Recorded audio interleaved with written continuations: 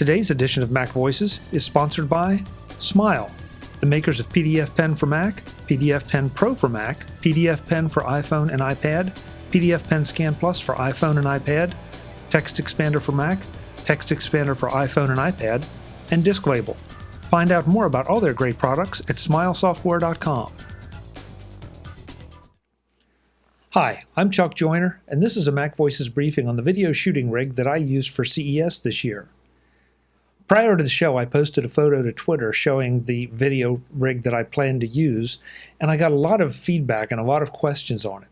So I thought that now that the show is over and the dust has settled, that I could give you a quick tour through the rig so that you know what worked and what didn't and how it all came together. In the past, I've worked with some cameramen, notably Frisco John back in the Macworld days.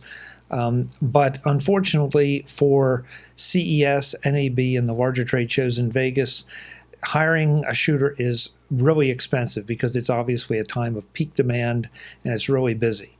There are also some other logistical concerns that just make being a solo shooter a lot easier. Definitely easier to work with a cameraman, no question about it, but sometimes it's just not always practical or even affordable, especially given the cost of attending CES and NAB. So here we go. Let's take a look at what I use. The Monopod. The first thing you need is a way to hold your camera. Tripods are nice, but have to be folded and unfolded, and to adjust the height, you have to adjust all three legs and hope that you get them even. That's why, quite some time ago, I settled on the Manfrotto self-standing monopod. It's about 2.5 feet collapsed completely, but opens to over 6 feet, and you can easily adjust it to anywhere in between. The key part are the legs that fold up and store inside the monopod itself.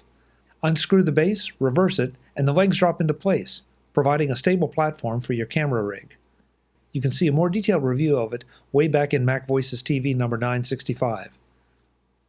I also use the Manfrotto monopod head quick release unit. While I don't use the tilting features all that much, the quick release plate is critical, since it allows me to take the whole camera rig on and off the tripod quickly and easily. Once in place, the plate locks firmly, and it isn't going anywhere. The iOgrapher Go. The iOgrapher Go was one of the new pieces of gear this time around, and it quickly became my favorite because it's so perfect for what I needed. Dave Basulto let me have a pre-production version of the iOgrapher Go, their model that is specifically designed for action cams. You're probably familiar with the other iOgrapher models that fit the iPad, iPad mini, and iPhone. Maybe you've seen them in Best Buy. The iOgrapher Go is the same concept. It consolidates all your gear into one unit that can be easily mounted on the monopod or tripod, or used for handheld shooting. With 3 cold shoe mounts for all sorts of gear, and one at the center of the device for the GoPro, you can unify a lot of gear into a solid compact unit. The Manfrotto quick release plate attaches to the 1/4-20 screw in the bottom of the iOgrapher so that the unit is broken down quickly and can be dropped into a backpack for transport. The camera, the GoPro Hero Plus Silver. I've used the GoPro for the last several shows, but until getting the iOgrapher Go, the whole thing was a bit of a patched-together mess. The GoPro sits on a cold shoe mount in the center of the iOgrapher using a Luxebell frame border mount. That particular mount gives open access to both the mini HDMI port and micro USB port on the GoPro, and also fits the GoPro LCD Bacpac, a unit that makes manipulating the GoPro's settings much easier. When it's time for a battery change, which pretty much is once each day, there's a bit of disassembly required, but not too much. I set the GoPro to 1080p 60 frames per second on the medium setting. That gives me some room to work with, and also allows me to place the camera closer to the subject. That's a critical thing in a trade show environment because there's always someone walking in front of the camera no matter how close you get it. They will step over objects to walk in front of the camera. It's kind of amazing. One last thing on the GoPro. There's a one-button setting that lets you turn the GoPro on and start shooting with the designated settings. Turn it on and you're shooting, turn it off and it's off. That simplifies things so that once the camera is in position, one button turns it on and you're off and running. It may waste a little battery power if you're still setting up, but it's infinitely easier than trying to fiddle with the GoPro's sometimes cryptic front panel LCD screen while a guest is waiting. The monitor. This year, I upgraded to a Lilliput 5-inch field monitor on one of the cold shoe mounts. It's essential to be able to see what the camera is seeing so that the guest and I start and stay in frame. It connects to the GoPro via the HDMI port, so you'll need a GoPro HDMI cable. A note here, when it comes to GoPro accessories, spend the money and get the brand name. I've tried generic cables, and while they should work, I've had intermittent problems with some. This is a situation where you get to do the interview once, you don't want to have to go back and repeat, sometimes you can't go back and repeat, and it's worth the extra money to make sure that everything works. In the past, I tried rigging up something with the GoPro Bacpac turned around using a custom cable, but it created several problems, was difficult to see, especially while in the process of doing the interview, and really chewed through the GoPro battery. The Lilliput monitor, running off its own battery, worked great, though it also required a battery change during the day. The light, the Rift Labs Kick. The second cold mount shoe holds a Rift Labs kick light panel to supplement things when you're in a dark corner somewhere. Both battery life and brightness are excellent for a light this size. While there's no battery to swap out here, the unit can be charged via an AC adapter or via a micro USB port, so a lipstick-sized USB battery can be pressed into service to give it a boost. The Rift is an interesting light that can be set to any color temperature and can even deliver special effects via their iOS app when connected to Wi-Fi.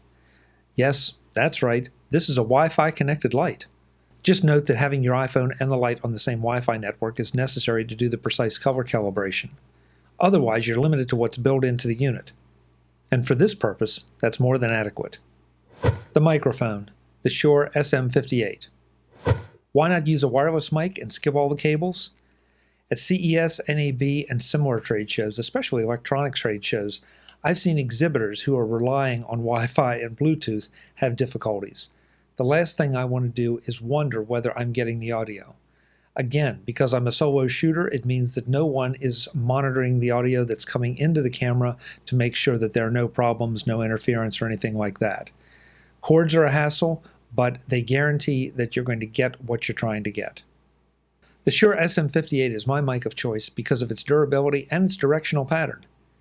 Even with the roar of the crowd in the background, as long as I keep the Shure aimed at the subject, you hear most of them and very little of the ambient sound. Let's not forget the mic flag. For me, it serves two purposes. First, it helps create the brand, both on-site and for the videos themselves. Almost as important, because it's right there in the face of the guest, they remember my name and the name of the show. I recommend getting one if you're trying to create your own brand. Mine was made by Impact PBS at impactpbs.com. Depending on design, size, and color, they may not be inexpensive, but they're almost indestructible. I've had mine for years and it shows almost no wear. The pack, the Swissgear Ibex Backpack. For this CES, I used a Swissgear Ibex backpack to get the gear to and from the show floor. This pack is designed for a 17-inch laptop and has a fairly large and deep internal compartment that held the iOgrapher and other units already attached and ready to go, so that the only thing I had to carry was the Monopod. That made setup and teardown quick, though I would like to find a pack that doesn't have quite as many extra compartments, since I really don't need them for this use case. That said, the Ibex is a good pack with plenty of room and decent padding. The bottom line. This was the best rig I've found yet, especially with the iOgrapher at the heart of it, but I'm still looking for the ideal combination of gear that will give me the best results in the challenging environment that is a major trade show. That means the lightest to carry, with the least battery changes, that yields the best audio and video results.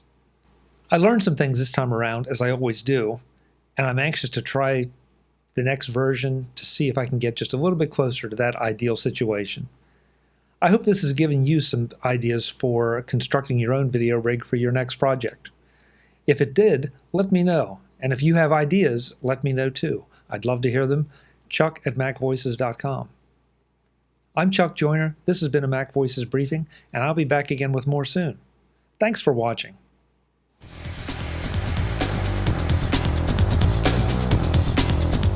Visit MacVoices.com for links, show notes, to subscribe, to connect with Chuck on Twitter, Google+, YouTube, Facebook, LinkedIn, and the Mac Voices blog. Subscribe to our weekly newsletter, the Mac Voices Dispatch, to to stay up to date on all the latest MacVoices news from our front page or at macvoices.com/newsletter. Do more with your Apple tech by subscribing to the free MacVoices magazine on Flipboard by visiting macvoices.com/magazine. Advertising and sponsorships handled by Backbeat Media at backbeatmedia.com. Bandwidth provided by CacheFly at cachefly.com.